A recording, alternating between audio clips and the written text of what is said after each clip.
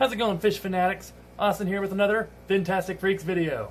So here in my fish room, I pride myself on the fact that I have a wide array of fish. Even though, obviously, puffers are my favorite, I still got a lot of different fish. I mean, I got live bears, I got tetras, angelfish, various puffers, of course. I got clown loaches, all sorts of things. And within this wide array of fish that I also have a wide array of freshwater plants. And some people may think that the aquarium plants are just another fancy decoration to keep in a tank, but in this video I want to tell you why they can be much more than just that. Hopefully this video finds some of you hobbyists out there that have been considering a live plant tank for a while, and better yet, hopefully this gives you the push you need to maybe finally give her a shot. Which is why in this video I'm going to give you my top 5 reasons why you should get a live planted tank. Number 1 is it creates a natural environment. Perhaps this one sounds pretty obvious, but let me tell you exactly why. Don't catch me the wrong way, as I'm not slamming fake plants. I would much rather have fake plants in a tank compared to nothing. At the same time though, if you go swimming in a lake or a river, chances are you're not going to find too many velvet or plastic plants there. As you can see, here's my angelfish that are hiding behind the plants, and a little bit of my heater as well. It gives them a sense of security, and it just gives them an overall better natural feel. And while I love the fake plants and such that really, I think, help enhance the aquascape in my goldfish tank, but then compare it to my 46 bow front where I have my mated pair of angelfish, or the plants that I have in my 55-gallon Exodon Tetra tank, or the 75-gallon community tank of mine, while real plants looking better compared to fake plants may be subjective, of course. According to Aquarium.com, though, live plants, however, can make fish feel more secure, thus giving them more of a healthy lifestyle. And of course, which for us, the aquarium hobbyists, perhaps maybe the best part, is it shows out their color more so, which is also a sign that they're healthy, which is nice. Reason number 2, live plants can help improve the water quality. I mean, you should have already some sort of filtration on it already, whether it's a sponge, hang on the back, internal power filter, canister, but did you know plants can also help you keep that water clean? In fact, plants can serve as another source of filtration for your fish tank. Consider this, fish basically swim in their own bathroom. So when they produce waste in the water, these plants will actually help you clean a little bit of that up, as that'll provide a little bit of a food source with them, not to mention the fact that the fish also themselves provide a little CO2, which is also a food source to these plants. That, and the plants can also soak up nutrients from leftover food that may fall between the cracks, especially in a gravel substrate or like a pea gravel substrate like what I have here in my 55-gallon Exodon tank.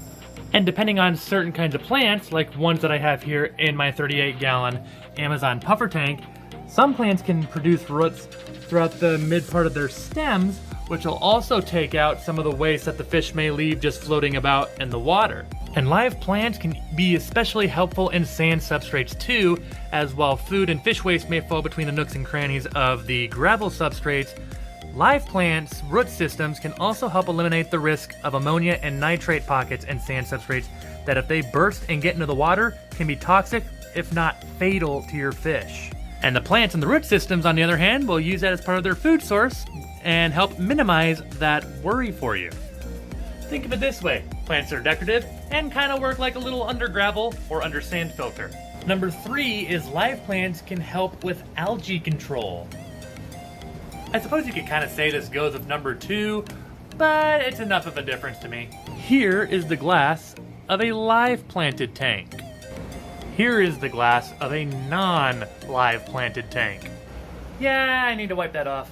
While live plants also aren't going to make your tank totally algae proof, it will significantly decrease the chances of it going all over your glass. That's because these live plants soak up the same nutrients that algae that would invade your tank and grow all over your glass would soak up otherwise. If more of those nutrients are being used to help feed the plants that are helping your tank look nice and natural, the less likelihood that you're gonna have that algae take over and smudge up your glass. So live plants make a good decor piece, check.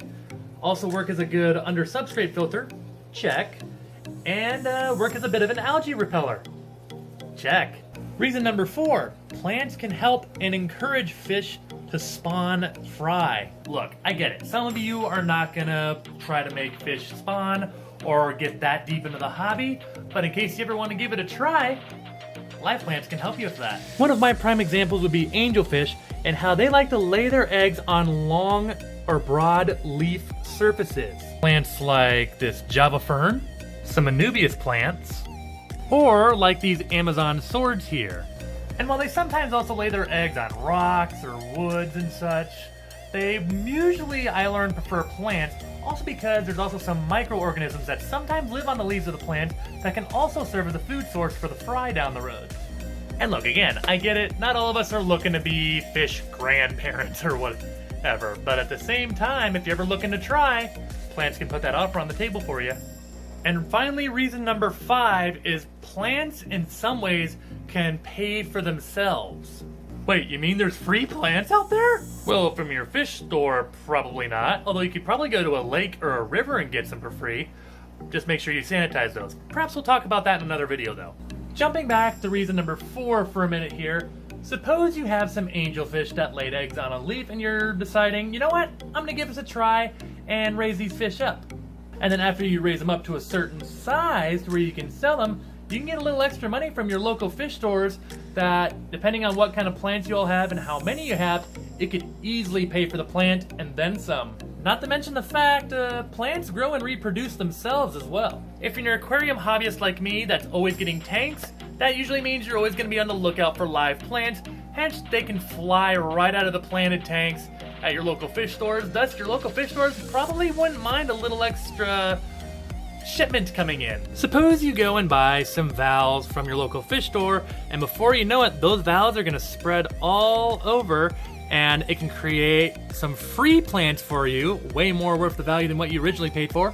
Or say, if you don't want as many in there, you could pull a couple of them up once they get big enough and give them back to your fish store for some in-store credit, which puts a little money back in your pocket and can easily pay off the price that you paid for just a few bundles originally. Or if you're like me and you got multiple tanks, it's free plants for some of your other tanks. No money spending required. And more money in your pocket means more spending money on other fish stuff elsewhere. And those are my top 5 reasons why, if you're thinking about getting a live planted tank, I say go for it. But let me know what you think of the video. If you liked these tips, fish folk, or if I've encouraged you maybe now to finally give that live planted tank a try, give this video a thumbs up. And if you got live plants yourself, and maybe got a comment on a benefit that maybe I didn't mention, go ahead and let me know what they are in the comments below. If you're new to my channel and haven't done so already, consider clicking the subscribe button to stay in the loop with everything I do, such as more lists like this. I got a couple more already planned down here. Let me know what you think of these kind of videos, by the way. And plenty of other stuff coming up here in 2021, as the year is still young. All sorts of things coming up. You don't want to miss it. As always, thank you for the support and for watching my video, and I'll see y'all in the next one. Stay fantastic.